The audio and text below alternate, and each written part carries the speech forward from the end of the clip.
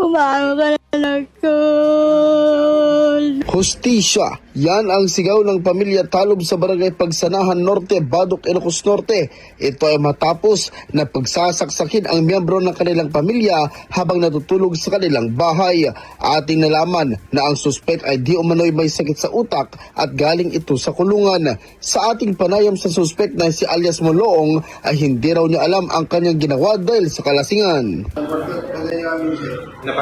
Sa impormasyong ating nakalap mula sa pamilya ni Christine ay buntis daw ito ng 4 na buwan.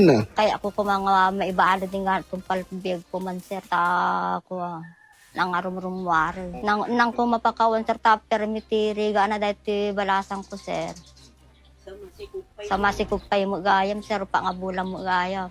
Sa ngayon ay nasa piitan na ng Badok Municipal Police Station ang suspect at humaharap sa kasong murder. Bagamat nagsisisi na sa nagawang kasalanan ay hangad pa rin ng pamilya ang hustisya. Kasama mo mula dito sa IFM Lawag, Idol Lawrence Martinez, Tatak, RMN. RMN Network News.